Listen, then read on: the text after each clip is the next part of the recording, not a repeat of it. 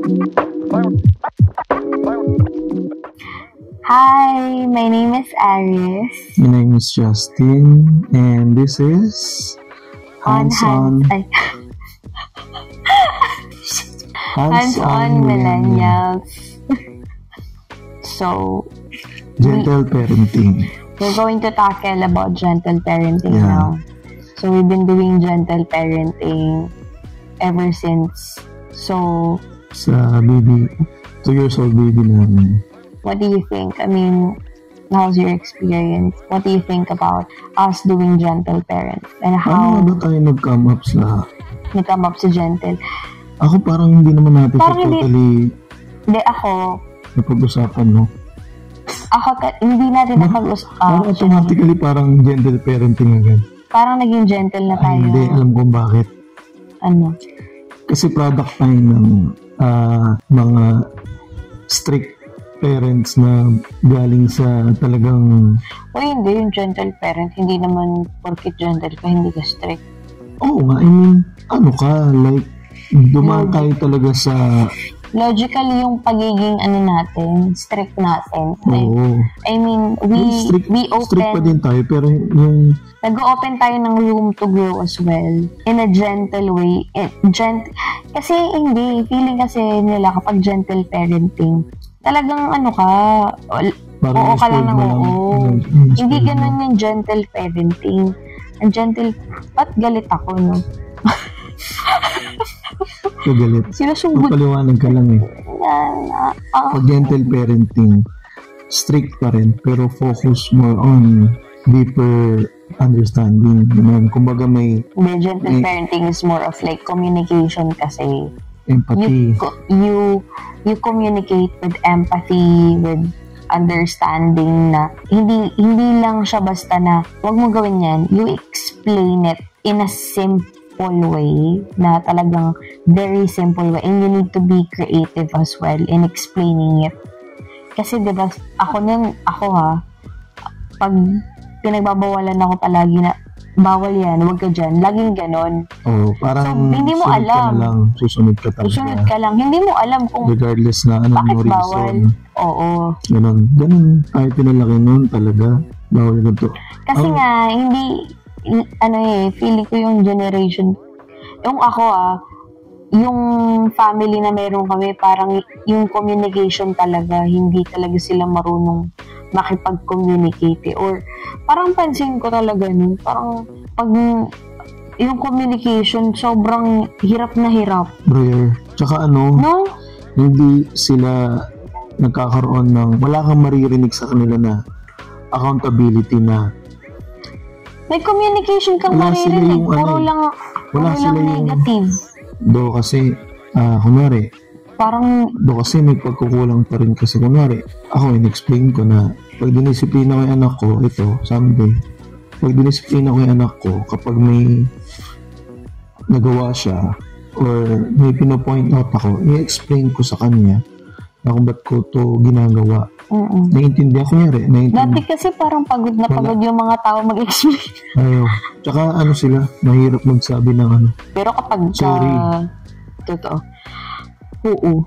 Diba? Parang bumabaliktad yung tiyan niya pagka magsusorry. Aminin nyo yan. Tsaka hindi, kapag nag-sorry, dati kasi pag nag-sorry ka, parang ang tingin nila is, ay mahina to. Oo, mahina. Parang sign of weakness kasi ang pagsasabi ng sorry. Pagkakaroon ng accountability sa buhay. Oo. Which is,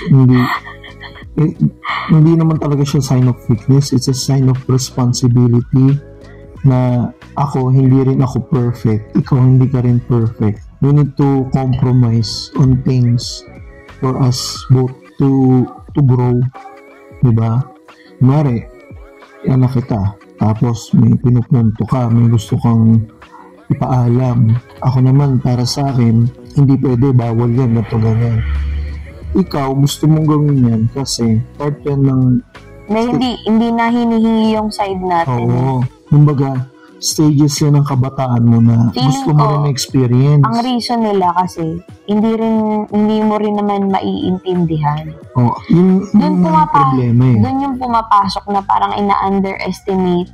Kasi dati, yung mga panahon na bata tayo, ina-underestimate yung ability natin na mag-decide. When actually, at 3 years old, may capacity na mag-decide talaga ang bata. Totoo. For their own. May pa lang. Diba? May pa lang yung baby namin Ayun na mag-medyas. Ayun na mag-medyas sa bago matulog. Tinatanggal niya na. Dati hindi naman siya. Talaga naiirita siya. Kukunin niya yung kamay ko. Tapos may preference na talaga yung baby natin. Kasi nga, siyempre, tumatanda. May mga mood swings lang talaga ang mga bata. Pero it doesn't mean wala silang capacity to make decision for themselves. So, dun yung bumapasok yung gentle parenting. Binibigyan mo siya ng space na makita mo yung side niya din, yung perspective niya. Not just your own perspective, or you cannot just say like, oh, she's just a kid, you know. She does understand. Hindi lang fully. So, how you gonna explain that to your kid? Yun yung ginagawa namin. Yung gentle parenting, we really more intrinsic approach, like inside, like it's really an inside work. Pero mahaba-habang pa natin yan, challenge natin yan. Pero alam ko worth it siya in the long run kasi marami ako napapansin kay Light na yung confident niya. Oo, yung confident. Sa mga bagay-bagay. Tsaka gusto ko yung kapag naintindihan natin siya, for some way, kahit simple, binabalik niya. Kunwari, nililigpit niya bigla yung isang bagay na pinakailaman niya. Oo. Diba? O kaya bibigyan ka niya ng random item. Natutuwa ako dun, kaya totoo yung sinabi mo na kapag yung may binigay sa'yo yung isang baby or isang bata na random item, magte-thank you ka kasi it's a sign of na they appreciate they appreciate what you are doing. Hindi lang pa nila talaga na-express through words. True. Kasi nga, bata pa sila hindi pa hone yung nila, speech nila. Kaya okay talaga yung gentle parenting. Pero, of course, we only have one. Pero ganito, i-compare natin yung parenting sa atin. Ako yung parenting sa akin, abugbog burn Yung mga literal na luluhod ka sa asin, papaluin ka ng sinturon, hahatawin ka ng mga ano yung mahawakan. Ganun yung tirada sa akin. Oo. Hinahabol kami ng itak ng papa namin pag lasing na lasing, grabe yun. Antindi ng verbal antindi ng physical abuse na nangyari sa amin nun. Tsaka verbal abuse din. Lahat ng abuse na tikman namin. Yan. Sabi na. Ano yung mga nakita mong pros and cons ng ganong klase ng parenting? Good question. Mas maraming cons. May pro siya. Okay, yung pro niya talaga is you're very careful on every decision you're gonna make. You make sure na meron kang ako personally, may backup plan ka palagi. Kung yung backup plan mo hindi 2 ha, ako 5. Ganun yung peg. Planado talaga. Mahilig ako sa ganun. Mahilig ako sa spontaneous trip pero not with a plan. I like it to plan it ahead. Hindi ko man siya totally ginagawa pa. Pero nagtitingin-tingin na ako like sa internet. Kung may gusto tayong puntahan. Hindi ko man siya planong pumunta doon pero tinitignan-tignan ko na okay, ito yung mangyayari. Ganon. So, para lang, gusto ko yung may awareness na ako sa isang bagay. Yung cons naman nun, madami, na later on na siya nag-release actually sa akin. Na nag-require na ako ng therapy. May therapy ka na. Kasi, I have issues with my self-esteem. Number 1, with my self-confidence. Sobrang hina ng self-confidence ko.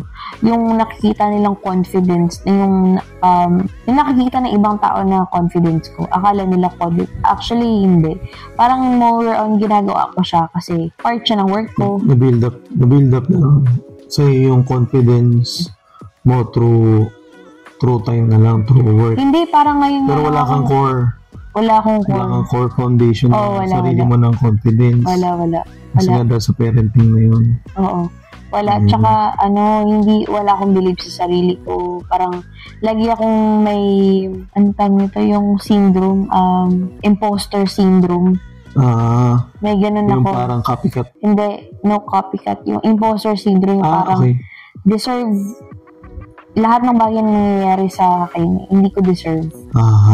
Parang ganun. Nagkaroon ako ng, pero aware ako. What's good about this, I'm aware. But, I'm struggling to really get out of, right now, I would say na nagiging okay na ako, no? Pero before, it's really a battle of minds. And, ang hirap na hirap akong alam mo may time na okay ako, may mga time na hindi. Kasi parang feeling ko, baka OA na ako. O hindi ako masyado nagsasalita. Alam mo, ang dami kong thoughts na it does not really helpful. Yun. So, kasi ikaw talagang ano bang tawag sa kabaligtaran ng gentle parent? Tsaka nangyari nun, since I'm very obedient child, dumating ako sa point na hindi ko na rin alam kung ano yung gusto ko.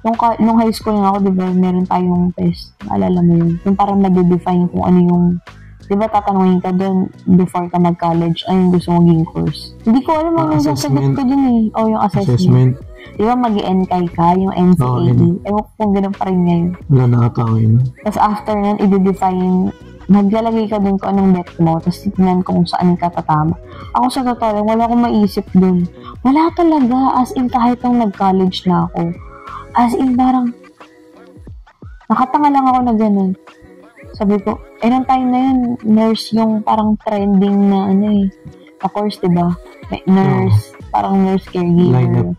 Parang yun yung medyo Ako, as in, nilagay ko na lang nurse kasi, pero deep inside, hindi ko talaga alam.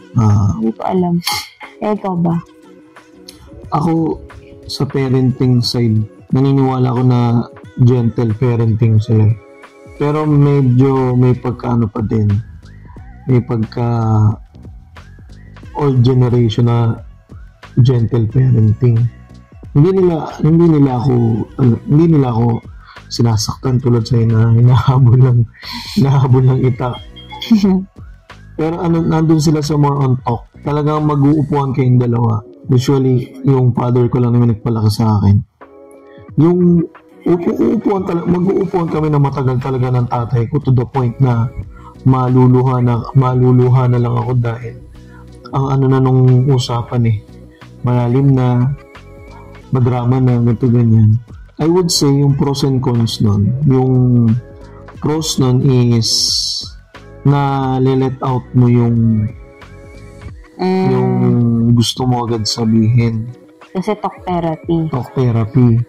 Maga parang voice out agad kasi mag-voice out agad yung parents mo tapos ikaw mag-voice out agad.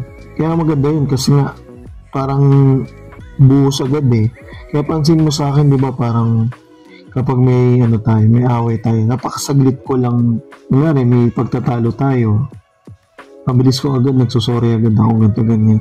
Hindi ako, parang di ba ayaw kong pinapatagal yung natin, yung away natin, hindi ko nga, sa'yo ko nga lang Sino yung kausap mo dyan? Hindi ako yan. Sino? Si Poo. Lumabas ka. Hindi, napansin ko yung away natin. Ikaw, yung anger mo, sinusubside mo lang siya naturally. Ako kasi, magkaroon agad ng settlement. Which is, yun yung consequence. Yun yung consequence ng pagkakaroon ng gentle parenting. Because of, yun nga, nagbo-voice out kayo. Siyempre, ang ending naman, lagi magiging tama yung magulang. Diba? Magiging tama yung magulang kasi magulang, diba? Yung sinasabi ko na parang gentle parenting pero old version pa rin. Old style pa rin na hindi. Kailangan pa rin. Masunod pa rin yung gusto ng parents ko, ganun.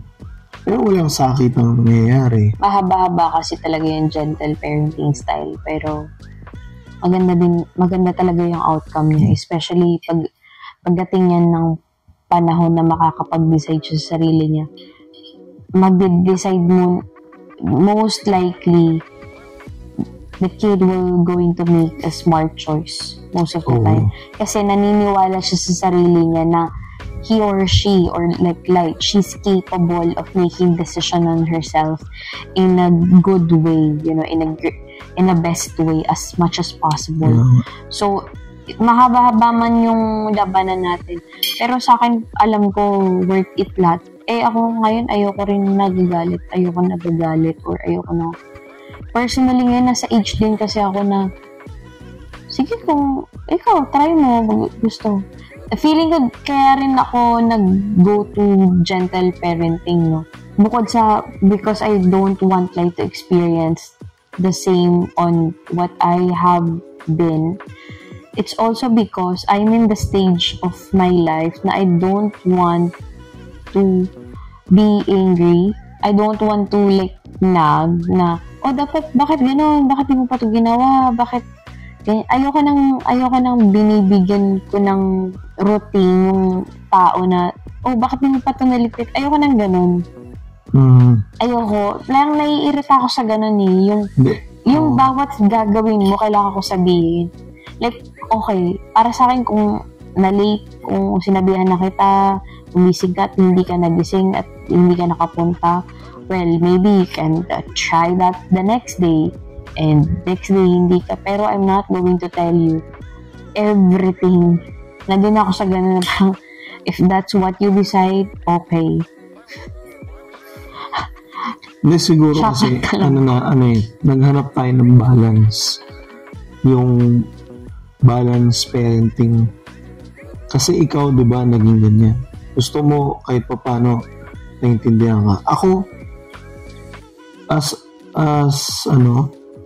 gentle parenting yung trato sa akin. Nung lumaki ako, parang dapat pala medyo hinigpitan ako ng nagkaroon ako ng konting, punishment. Parang ganun. Baga parang medyo napasobra ata yung gentle parenting sa side ko So parang, especially, di ba, pa ako? Broken child. Tapos halos wala pa laging tao sa bahay. Broken. Diba? So parang isipin mo bro, ka na, wala ka na kasama madala sa bahay. Gentle parenting ka pa. Kaya nung time na yun, ayokong umuwi sa bahay agad after school kasi nga wala naman tao sa bahay. Gentle parenting kasi dapat approach talaga yan both parents talaga, mom and dad. Hindi lang isa. Dapat talagang as much as possible lahat kayo. Or, kung dalawa kayo nagpapalaki dun sa baby niyo, dapat dalawa kayo. May ganun kayo, nag-uusap kayo kung ano ba yung gusto. Hindi pwedeng mommy lang yung may gusto, tapos yung daddy. Makukonfuse yung bata. They should have, both of you, kailangan talaga tayo. Meron tayong same path. That's how we want to build the foundation dun sa anak natin. Yung ganitong klase ng parenting, yung gentle nga. Ako basta, lagi ko lang siya binibigyan ng room to have her own decision as early as today. She, pag ako kasi like, kung binibigyan siya ng choice talaga to, what do you want, is this, or, open for choices. Pero nakaguide ka, nakatingin ka talaga sa kanya kung anong gagawin niya. Pero it does not mean the gentle parenting is about permission, permissive, parang kasi ganun yung tingin ng iba eh. Binibigyan mo lang sila ng permission all the time, kahit hindi na okay. No, it's not like that. It's not like that. You're also being firm, but in a gentle way. In a gentle manner. Diba yung sabi mo yung cons mo is parang hindi mo na nakikilala yung sarili mo kasi nga. Parang feeling ko wala akong identity. Kasi parang yung identity na binigay nila sa akin, tinatanggap ko lang. Hindi ko na-identify yung sarili ko na hindi ko alam kung anong favorite color ko. I mean, hindi naman nila pinpoint sa akin na ito. Pero dahil nga dun sa pagiging obedient ko, overly obedient, kasi nga, doon ako nakilala, no? Yun nga yung gusto nila sa akin eh, kasi sunurin ka lang. Masunurin talaga ako. Huwag ka kumain ng ganyan. Huwag ka kumain ng ganito. Madugyan. So, lang ako na, okay. Dumating sa point na kapag pinapili mo ako sa fast food, kung anong gusto kong orderin, hindi ko alam kung anong ordering ko. Parang, ano ba sa'yo? Burger? Sige, ganyan na yung akin. Amazing, ganyan din konse pag sa gentle parenting. Pero, iba naman. Kumbaga, dahil sa nga na talk therapy kayo, sometimes, you made up, nag-made up ka na lang ng mga talks just to, to make things or yung room is maging maging light na lang, yung nakakapagsinungaling ka na rin sa sarili mo kasi nga dahil nga sa talk therapy kayo, nakakaumay, parang gusto mo na sabihin na hindi, okay lang yan, naiintindihan ko, ganito, ganyan. Mo paulit-ulit kasi dahil minsan hindi pa naman marireach nung magigets nung bata yung maturity na ini-explain mo eh. Diba? Kunwari, sila, may intindihan niya ba sa buhay na dapat maging magalang ka agad? Hindi naman, diba?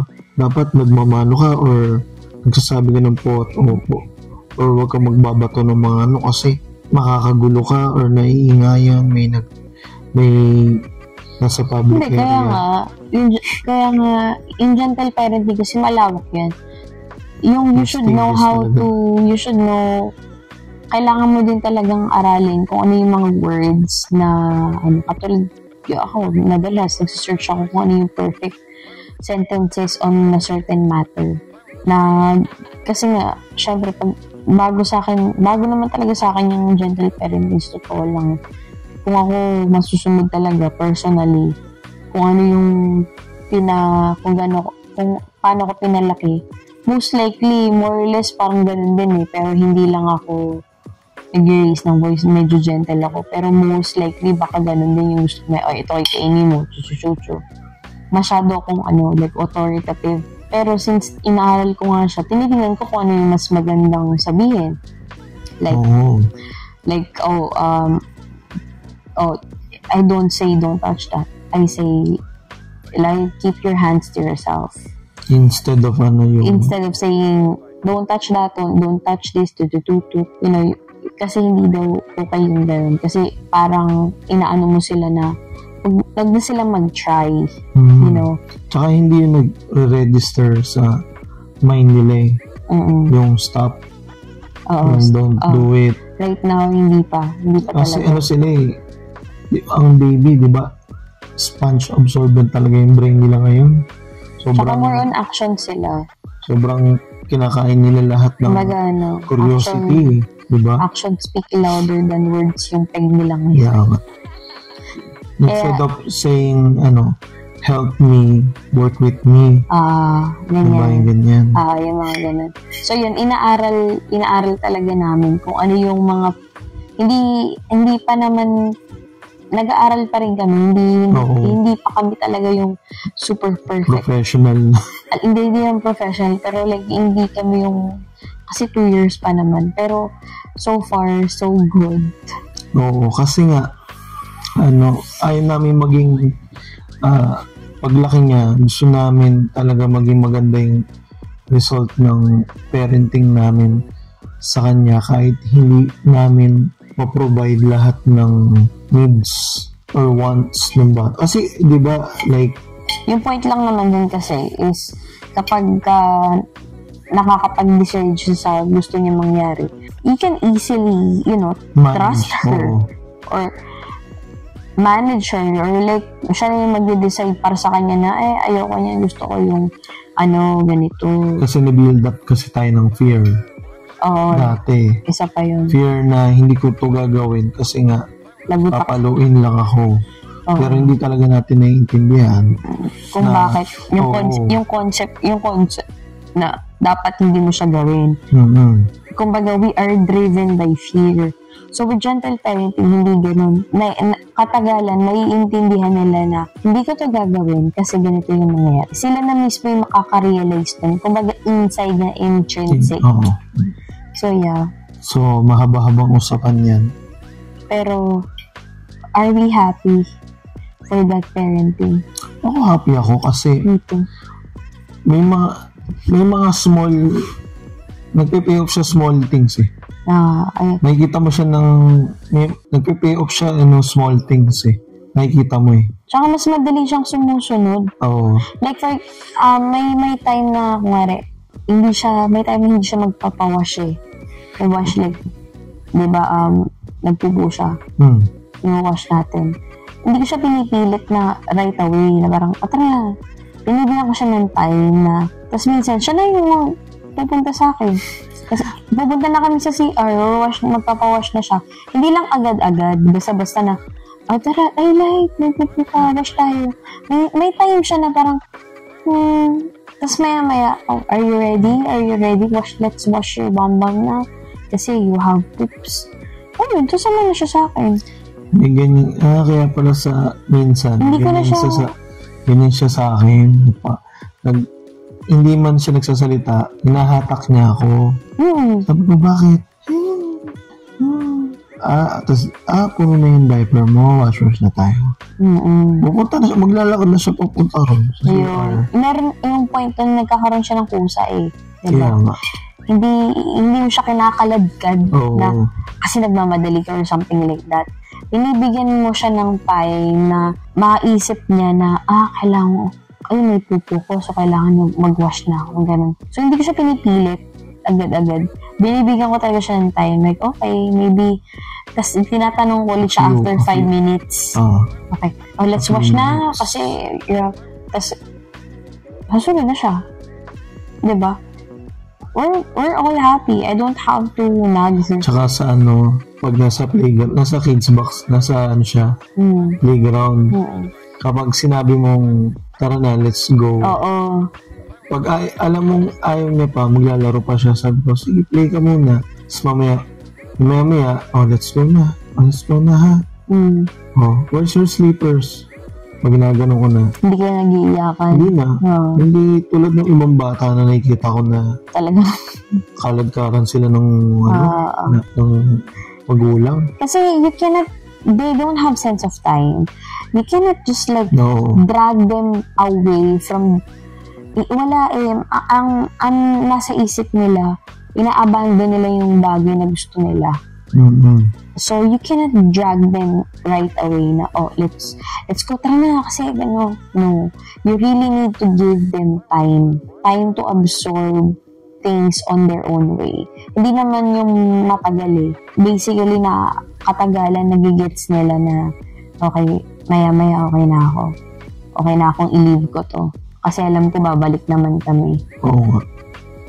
Something to be aware of. So, yeah.